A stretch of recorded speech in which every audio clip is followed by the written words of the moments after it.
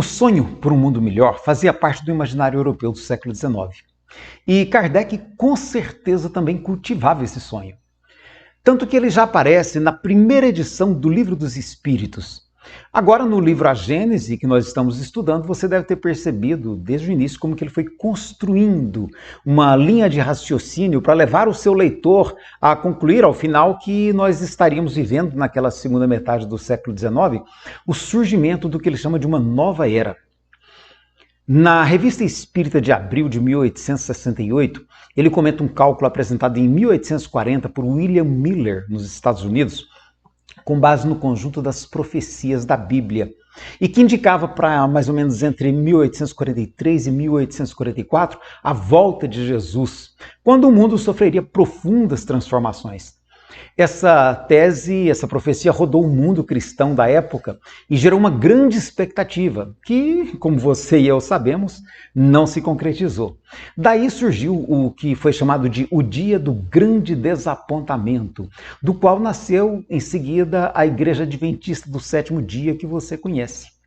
Mas, na verdade, essa expectativa é muito antiga, muito mais antiga. Desde sempre a tradição judaica aguarda um Messias que viria transformar o mundo e construir uma nova sociedade, livre das guerras, livre das misérias, dos sofrimentos que angustiam os seres humanos.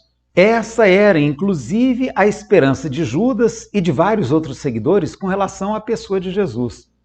E logo à morte de Jesus criou-se uma grande expectativa de que ele voltaria, de que ele ressuscitaria dentre os mortos e edificaria aqui na terra o tão esperado reino dos céus, de que ele falava. Isso está muito claro, tanto no texto dos evangelhos, dos próprios evangelhos, que foram escritos bem mais tarde, narrando a vida de Jesus, quanto nas cartas de Paulo e Pedro, tá? Além de ser tema central do livro Apocalipse. A expectativa com a volta de Jesus atravessou os séculos, marcando sobretudo a história da Igreja Católica. E por volta de 1650, um sacerdote chamado Bartolomeu Holshauser publicou uma interpretação do Apocalipse que marcava para o século XX os tempos do juízo final. Na Revista Espírita de abril de 1868, Kardec cita uma brochura atribuída a um tal de Holshauser, teria talvez algo a ver com o antigo Holshauser, que foi publicado em Lyon, uma das cidades onde o espiritismo tinha muitos adeptos. E essa brochura era intitulada O Fim do Mundo em 1911. Muito embora Kardec desconsidere todos os cálculos e afirmações relacionadas a datas e catástrofes, ele não deixa de registrar também que, na Europa, nos países católicos, lembram-se de velhas profecias que todas anunciam esse grande acontecimento para a nossa época. Nossa época, Kardec observa. Kardec, então, procura explicar a diferença entre o que esses pretensos profetas diziam e o que ele ouvia dos espíritos a respeito. E aí ele escreve: não vemos que anunciar a regeneração da humanidade seja anunciar o seu fim. Essas duas ideias se contradizem. Os espíritos, em lugar de dar o alarme, vêm trazer a esperança. Então, nesse artigo, Kardec relata ter recebido pelos Correios, na segunda-feira, dia 24 de fevereiro de 1868, essa brochura que veio de Lyon para ele. E nesse mesmo dia, quando ele terminava de ler esse livreto, uma carta de um senhor, um pai de 8 filhos, que pretendia cometer suicídio por desespero e que havia desistido graças à leitura dos livros espíritas que ele, Kardec, havia publicado. Kardec levou esse caso à reunião da Sociedade Parisiense de Estudos Espíritas na sexta-feira, dia 28 de fevereiro. E após a apresentação do caso, o médium Sr. Morin psicografou uma mensagem atribuída a um espírito de um colaborador espírita, um pouco antes, um escritor, inventor, que inclusive havia sido diretor do Museu Real da Indústria de Bruxelas. Havia falecido em 1861, era o Sr. Jean-Baptiste Jobard. Na mensagem, esse Jobard dizia ter estado junto de Kardec quando ele lia aquela brochura e, atraído pelo assunto, ele vinha agora acrescentar a sua contribuição. E aí o espírito escreve: será o fim do mundo da superstição, do despotismo, dos abusos mantidos pela ignorância, da malevolência e da hipocrisia. Será o fim do mundo egoísta e orgulhoso, será o fim da miséria, de tudo o que é vil e rebaixa o homem. Em uma palavra, de todos os sentimentos baixos e cúpidos que são o triste apanágio de vosso mundo. E aí, para ele, quem seriam os operários dessa grande transformação social? Ele diz: sois vós, senhoras, sois vós, senhoritas, com a ajuda da dupla alavanca da instrução e do espiritismo. Então, para Jobar, seriam as mulheres espíritas que formariam a nova geração de filhos espíritas, que seriam, por sua vez, pais de espíritas e que haveriam de transformar esse mundo com base na consciência espírita, transmitindo de uma geração para outra essa consciência. Nessa época, a Europa inteira vivia um momento crucial. Depois de uma tentativa frustrada, da época da Revolução Francesa, 1789, pairava no ar a expectativa de um outro movimento que rompesse com a ditadura de Napoleão III e instaurasse de modo definitivo um modelo republicano de sociedade, que era o sonho europeu. O progresso tecnológico, as mudanças políticas que estavam em curso, as guerras, uma depois da outra naquele período, as crises, a fome, a miséria, tudo aquilo parecia sinalizar na direção de uma grande mudança. Era como se um mundo novo, uma espécie de mundo novo, tivesse ali batendo a porta inevitável. Filósofos como Hegel imaginavam que nós estávamos alcançando o auge da civilização. O próprio Karl Marx, que nada tinha de religioso, imaginava que o capitalismo mesmo estaria à beira de um colapso e que isso abriria caminho para uma sociedade inspirada nos princípios do socialismo, pondo fim à exploração do homem pelo homem, como ele diz, e criando uma sociedade de bem-estar social para todos os seres humanos. Mesmo os espíritos que se comunicavam, eles traduziam essa esperança por um mundo melhor nas suas comunicações, nas suas mensagens. Por isso tudo é que Kardec entende que nós estaríamos à beira do estabelecimento do que ele chama então de um mundo de regeneração. E que o Espiritismo, com as suas ideias, contribuiria no sentido da implantação dessa nova mentalidade. De um diálogo com o espírito Hahnemann, aquele mesmo criador da homeopatia, que havia falecido em 1843, Kardec havia deduzido que uma grande perturbação e uma forte tormenta, são esses mesmos os termos que ele usa, deveriam ocorrer por volta de 1870. Esse diálogo aconteceu em 1856, portanto, antes da primeira edição do Livro dos Espíritos, e ele está registrado no livro Obras Póstumas. Mais tarde, quando Kardec analisa o desenvolvimento do Espiritismo na Revista Espírita, em dezembro de 1863, ele conclui que o sexto e último período desse desenvolvimento histórico do Espiritismo será o da regeneração social, que abrirá a era do século XX. Século XX. Guarda essa informação aí, você. O sexto e último período será o da regeneração social, que abrirá a era do século XX. É por isso que o último capítulo do livro A Gênese leva o título Os Tempos São Chegados, e com dois subtítulos, que é Sinais dos Tempos e A Geração Nova.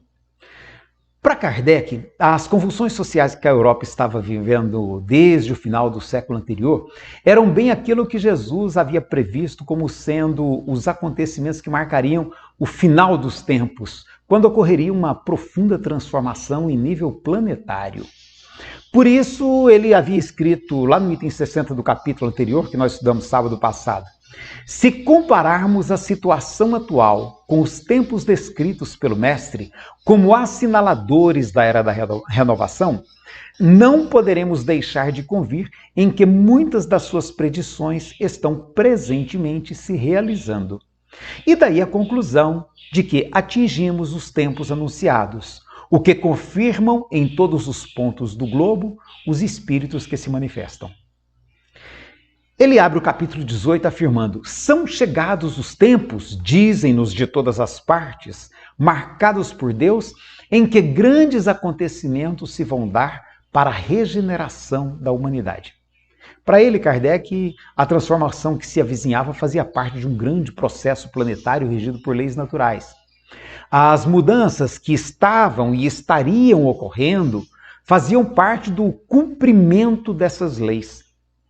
Kardec entendia que, se a sua época estava designada para a realização de certas coisas, é que essas têm uma razão de ser na marcha do conjunto. Ele apenas acrescentava assim, um sentido espiritual àquela expectativa, como o progresso material, que era o progresso tecnológico que eles estavam vivendo, né? Se dava a olhos vistos, era esperado que se lhe seguisse um progresso moral. E o que seria esse progresso moral em nível planetário? Seria a sociedade europeia livre da maldade, do crime, em que ninguém estivesse ao desamparo. Uma espécie de civilização completa, o reino dos céus, de que falava Jesus. O que ele chama então de um mundo de regeneração. Eu recomendo atenção muito especial ao item 5 desse capítulo 18, que traduz bem o pensamento de Kardec em relação àquele momento histórico que ele vivia.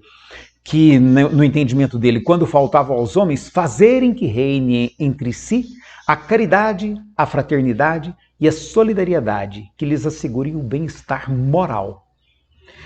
E para elevar o sentimento a esse nível, seria preciso, Kardec entende, destruir tudo o que superexcite nele, no ser humano, o egoísmo e o orgulho.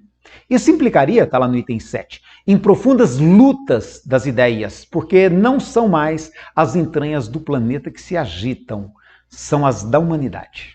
Da quarta para a quinta edição, Kardec fez várias alterações nesse capítulo. Ele excluiu vários parágrafos e acrescentou no item 8 trechos recortados de uma mensagem psicografada em setembro de 1868, atribuída ao físico e astrônomo francês François Arago, que havia falecido em 1853. Na época, era comum atribuir certas ocorrências à influência dos planetas e dos cometas, e essa mensagem falava exatamente dessas influências e de como elas estavam relacionadas às transformações que se entendia que estavam em curso.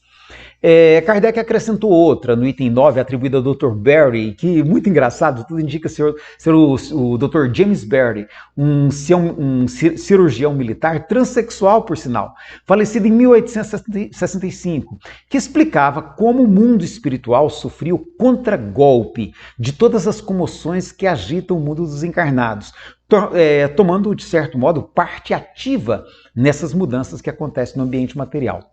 A humanidade havia chegado, segundo ele, a um desses períodos de crescimento a que estão sujeitos os mundos e está em cheio há quase um século no trabalho da sua transformação. Isso implicava, na visão dele, em mudanças nos seus costumes, em seu caráter, nas suas leis, em suas crenças, numa palavra, em todo o seu estado social. Será uma nova fase da evolução da humanidade. E no item 11, Kardec vai demonstrar então como que aquela teoria da presciência que ele elaborou aí uns dois vídeos atrás, podia explicar a mudança que ele via acontecendo no planeta Terra.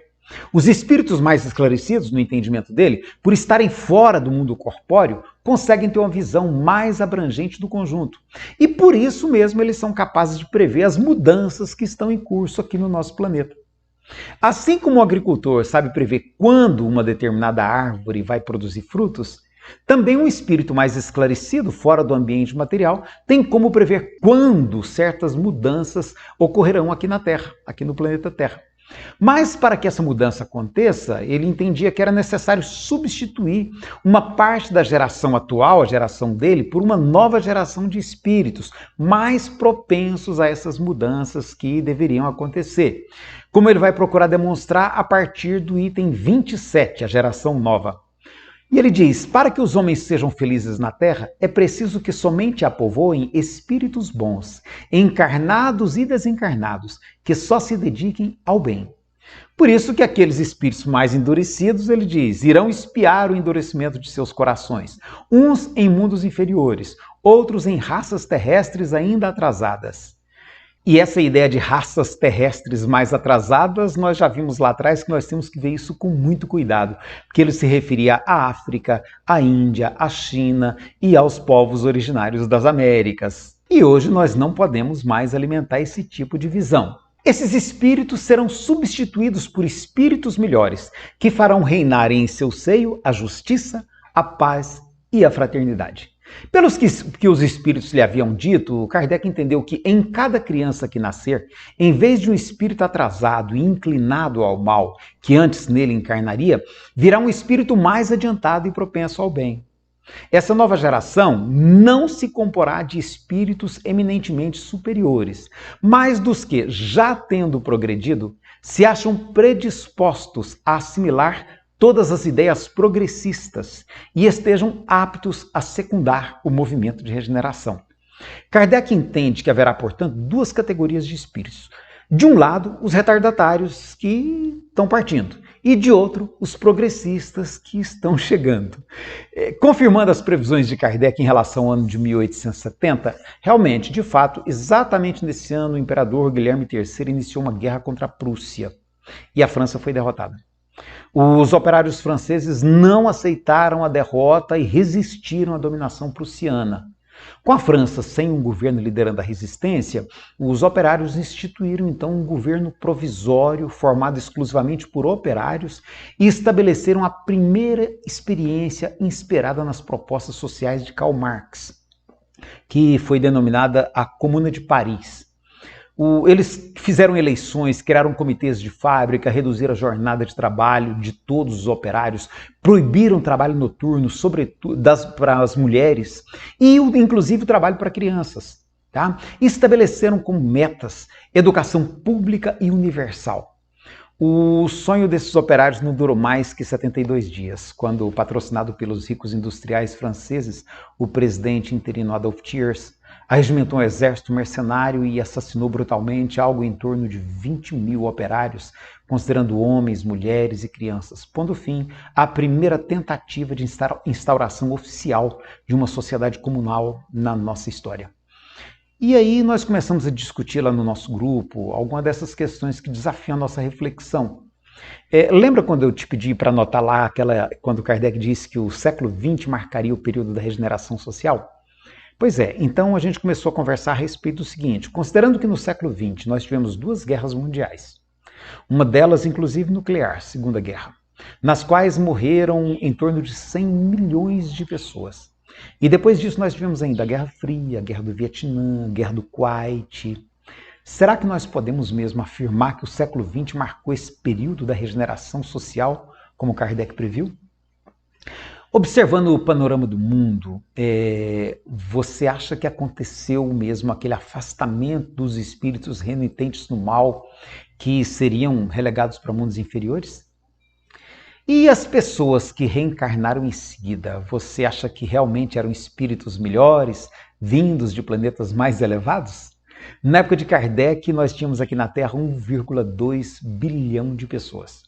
De lá para cá, esse número saltou para quase 8 bilhões atualmente, ou seja, aumentou 5 vezes. E aí a gente começou a se perguntar onde estavam todos esses espíritos antes de reencarnarem. Será que eles eram mesmo aqui da Terra? Ou será que vieram mesmo de mundos superiores? O Johnny ponderou que eles podem ter vindo de outros planetas nas mesmas condições da Terra. Mas aí então não teria acontecido aquela migração de espíritos vindos de mundos superiores a que Kardec se refere, né? A Celita, inclusive, acha que Kardec pode ter sido muito otimista ao pensar que essa regeneração social poderia ocorrer em um espaço tão curto de tempo. Quem sabe se essa mudança não demandaria um tempo muito mais extenso.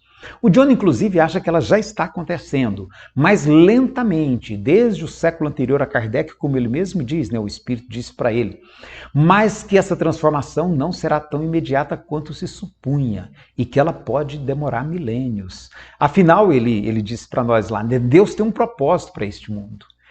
E já a Rejane, ela não acredita que a sociedade humana tenha alcançado, e nem que esteja alcançando, essa condição de mundo de regeneração. E, inclusive, conversando, a gente trocou ideia lá sobre, por exemplo, essa pandemia, o que nós estamos vendo aí, né? Que muitas vezes ninguém respeita ninguém, ela até comentou, ninguém facilita a vida dos outros, há um excesso de individualismo, pouquíssimo espírito de cooperação. A Rafaela lembrou que as pessoas não respeitam nem a cor da pele do outro. E a Celita acrescentou que ela não vê como modificar essa atual realidade sem que isso passe pelos caminhos da política. Hoje nós temos, ela citou lá no diálogo, na fala dela, né? Ela falou, hoje nós temos no Congresso Nacional uma bancada da bala, uma bancada dos ruralistas, a dos empresários, a da Bíblia, mas não há nenhuma bancada para a educação, não há nenhuma bancada para a saúde, nenhuma para o trabalho. Então ela falou assim, olha, para mim está tudo muito equivocado e eu não sei quanto tempo vamos levar. Aí ela contou, hoje de madrugada nós encontramos uma mulher com uma criança embrulhada em um cobertor pedindo comida. E aí ela disse, nesse momento eu penso que vai demorar muito mais do que Kardec previa para nós termos na Terra um mundo de regeneração. Aí o Elcimar, inclusive, admitiu que ele não percebe na nossa sociedade nenhum esforço no sentido de reverter esse quadro de degradação e de miséria. E quando a gente para olhar o quadro, nós observamos, por exemplo, que foram extintas milhares de espécies vegetais e animais apenas no curto espaço de 250 anos da Revolução Industrial. E a degradação ambiental se acelera a cada dia. Há um acúmulo de lixo, degradação dos mananciais de água, poluição do ar e até do espaço sideral ao redor da Terra, como a gente viu no outro vídeo. E ainda há muitas pessoas que não demonstram a menor preocupação com essas questões. A espécie humana que chegou tão recentemente à Terra já está correndo risco de se auto-extinguir dentro de um curto espaço de tempo.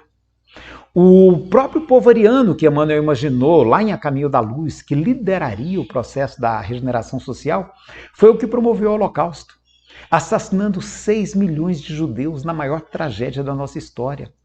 E os Estados Unidos, a quem Emmanuel imaginava que estaria sendo confiado o cetro da civilização, garantindo a paz entre as nações, foi o país que explodiu as 2 primeiras bombas atômicas da nossa história, matando mais de 200 mil pessoas nas cidades de Hiroshima e Nagasaki. O arsenal dos Estados Unidos hoje é capaz de destruir o planeta inteiro mais de 30 vezes. E hoje são eles que controlam o planeta inteiro mediante 23 bases militares super equipadas e mais dezenas outras de menor poder de fogo, espalhadas ao redor de todo o planeta, subjugando militar, cultural e comercialmente os demais países. Em vez de criarem clima favorável à paz, os governos estão criando armas, e cada vez mais destrutivas para alimentar a guerra. A miséria mata de fome milhares de pessoas todos os dias. A ONU estima em quase 2 bilhões a quantidade de pessoas vivendo em condições precárias nos diversos países. E o cenário atual aponta para um aprofundamento ainda maior das desigualdades sociais. Hoje, uma pequena elite composta de 1% da população mundial controla metade de toda a riqueza. A metade mais pobre disputa entre si míseros 5%. Você deve ter acompanhado as profecias espíritas relativas ao final de milênio. Falou-se na vinda de espíritos de Alcíone, de crianças índigo, crianças cristais, e que mais tarde se mostraram que não tinha nada a ver com espíritos superiores, como se imaginava. Depois, essa transição planetária foi associada ao tsunami de 2004, ao calendário maia de 2012 e a famosa e esperada data limite, que seria no ano de 2019. No capítulo passado, Kardec escreveu a respeito da expectativa quanto à volta de Jesus. Ele escreveu o seguinte: seja como for, o fato é que as coisas não se passaram como eles, no caso os cristãos daquela época, o supuseram.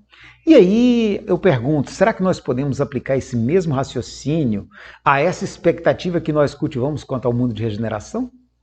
Aí o Elcimar concluiu, pensativo assim, olha, que não há como pensar em ser um mundo de regeneração nessas condições em que nós nos encontramos. E de fato, gente, não há nenhuma evidência de que nós estejamos diante de algum tipo de movimento geral, como aquele imaginado por Kardec, destinado a realizar uma remodelação da humanidade. Tudo indica que isso não foi mais do que um sonho milenarista de inspiração judaico-cristã, que chegou a convencer até mesmo Kardec e os espíritos que com ele dialogavam no século XIX, e que alcançou o século XX em virtude do forte componente católico que marcou o espiritismo aqui no Brasil. Aliás, em outras tradições espirituais como da China, da Índia, nem existe qualquer referência nesse sentido. Essa é uma esperança, uma expectativa que é cultivada apenas por 30% da população mundial, que é essa formada por nós da tradição judaico-cristã. Kardec havia afirmado que se um dia a ciência mostrasse que o espiritismo estava equivocado em algum ponto, que mudaria o espiritismo. E eu te pergunto, seria esse, por acaso, um dos pontos em que o espiritismo poderia questionar se não está na hora de mudar essa perspectiva e de estabelecer uma nova maneira de olhar para essa ideia de transição planetária? Não seria o caso de a gente entender que nenhuma transformação miraculosa vai ser implementada, seja por iniciativa da espiritualidade ou de Deus, e que depende de nós que essas mudanças que a gente espera tanto que elas aconteçam. O que falta para a gente perceber que essas mudanças que a gente deseja vão ter que ser feitas por nós mesmos?